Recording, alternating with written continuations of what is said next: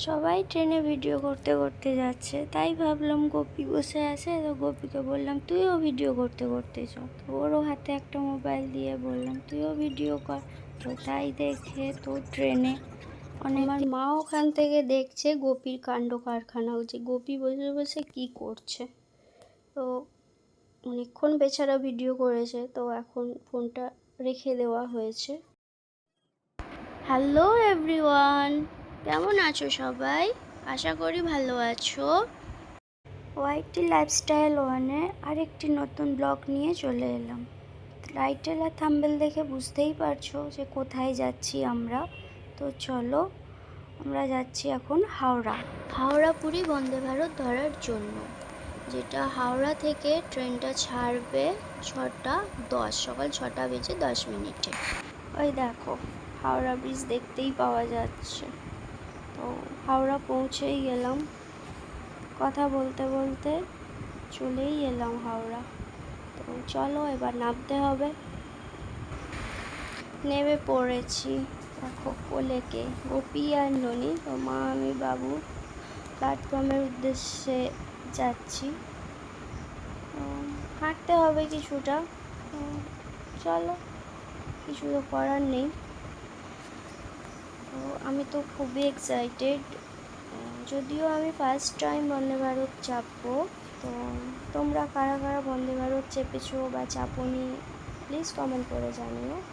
ওই দেখো বলতে বলতে গাড়িও ঢুকে গেছে। তো চলো, আমার তো খুবই ভালো লাগছে।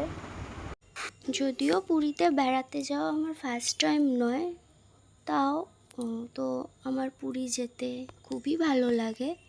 তোমাদের পুরীতে বেড়াতে যেতে কেমন লাগে প্লিজ জানিও। আমার তো বেশ ভালো লাগে, আমার শুধু না, আমার ফ্যামিলি সবারই ভালো লাগে। ওই দেখো মা গোপীকে নিয়ে দাঁড়িয়ে আছে, মা গোপী আমি বাবু দাঁড়িয়ে আছে। এবার উঠতে হবে ট্রেনে। চলো একে একে এবার উঠে পড়ি। মা উঠে পড়লো, আমরাও একে একে সবাই উঠে পড়লাম। তো চলো ট্রেনে উঠে ফার্স্ট কাজ যেটা থাকে সেটা হচ্ছে সিট নম্বর খোঁজার পালা। তো সেটাই চলছে। তো বেশি কষ্ট করতে হয়নি, আমাদের উঠে সামনেই সিট নম্বর ছিল। তো দেখো মা সিট পেয়ে গেছে, তো বসে পড়েছে, বা আমিও পেয়ে গেছি। এখন ট্রেনে সিট পাওয়ার পর দ্বিতীয় যে কাজটা থাকে ট্রলিগুলো সাইড করার, তো সেটাই করছে ওরা। তো করুক, তোমাদের সাথে একটা ঘটনা শেয়ার করি। ঘটনা ঠিক না, মানে ট্রেনেতে আমরা যেমন ননি গোপীদের নিয়ে যাচ্ছি পুরী, তো সেরকমই আরও একটা ফ্যামিলি ওনাদের গোপাল সোনাকে নিয়ে যাচ্ছে। তো আমাদের ননি গোপীকে দেখে ওনাদের তো খুবই ভালো লাগছিল, বা কোলে নিতে চাইলেন। তো কোলে নিয়েও ছিলেন, বা ওনাদের কাছেই গোপীকে ননিকে নিয়ে বসিয়েছেন, কারণ তাদেরও যেহেতু গোপাল সোনা একজন আছে, তো তাদের কাছে তিন বন্ধু বেশ ওনাদের কাছে চুপ করে বসে আছে। দেখো কি সুন্দর লাগছে না, বাস্কেটে ওদের গোপাল সোনা আর আমাদের ননি গোপী তিনজন, খুব ভালো লাগছে না দেখতে। গোপী ওনাদের কাছে বেশিক্ষণ ছিল না, দেখো চলে এসেছে, এসে ভিডিও করতে করতে যাচ্ছে। যদিও আমি দিয়েছি ফোনটা যে সবাই ভিডিও করছে তুই বা করবি না কেন, তো সেটাই করছিল। তো অনেকক্ষণ করেছে, তো মনে হয় হাত ব্যথা হয়ে গেছে, তো নামিয়ে দেওয়া হয়েছে ফোন। ও এবার কিছু খাওয়াতে হবে, ট্রেন অনেকক্ষণই ছেড়ে দিয়েছে, তো এবার ওকে একটু কিছু খাওয়াতে হবে।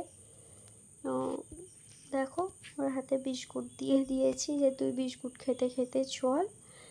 তো যাচ্ছে, ওই দেখো বিস্কুট খাওয়া হয়ে গেছে, আবার বাটারও নিয়ে নিয়েছে হাতে। চলো এবার নামতে হবে। নেমে পড়েছি, এই দেখো পুরীতে নেমে অটো করে যেতে যেতে এই যে সাইডের ওয়ালগুলোয় এত সুন্দর ড্রয়িং করা থাকে, মানে বিভিন্ন ধরনের মাছ, জেলিফিশ, স্টারফিশ, মানে ইত্যাদি এই ধরনের, দেখতে বেশ ভালো লাগে না, মানে অন্যরকম একটা, মানে বলে বোঝাতে পারবো না। যাই হোক, ওই দেখো সামনেই দূরে একটা মোড় দেখা যাচ্ছে না, মানে এই মোড়টা আসলেই মনে হয় কতক্ষণে মোড়টা আসবে, গার্ডওয়ালটা পেরোলেই আমি সমুদ্রটাকে দেখতে পাবো, মানে অদ্ভুত একটা অনুভূতি।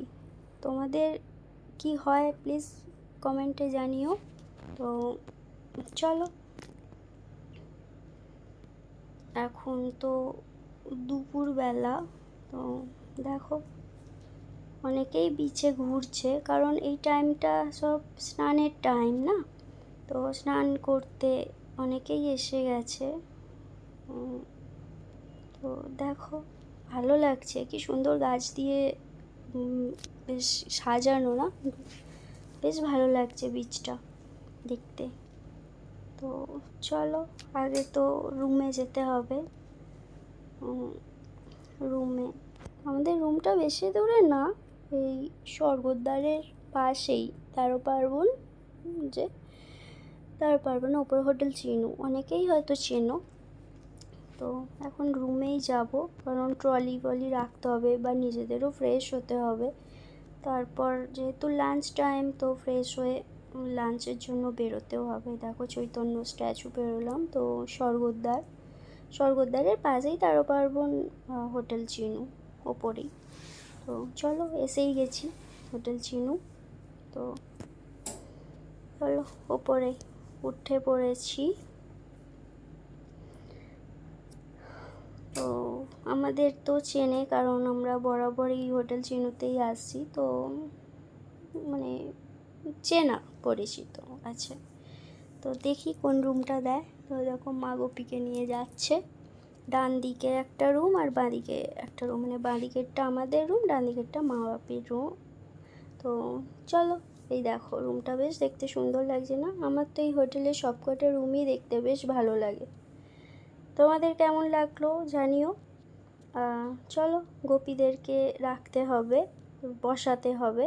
তো মা এটাই বলতে এসেছে যে টেবিলে তোদের কাছেই রাখ। তো টেবিলে তোর জাগ গ্লাস সব আছে, ওগুলো পরিষ্কার না করলে তো রাখা যাবে না ওদের, জানো। তো আমরাও ফ্রেশ হয়ে নিই, ফ্রেশ হয়ে ওদেরকে খাইয়ে রেখে তারপর আমরাও বেরোবো লাঞ্চের জন্য। ভিডিওটা অনেকটাই লং হয়ে গেছে, কারণ পুরী আসার পুরো জার্নিটাই ধরো তোমাদের সাথে শেয়ার করলাম, তাই এই ব্লগটা এখানেই শেষ করছি। আরও একটি নতুন ব্লগ নিয়ে শীঘ্রই আসছি, ততক্ষণের জন্য টাটা।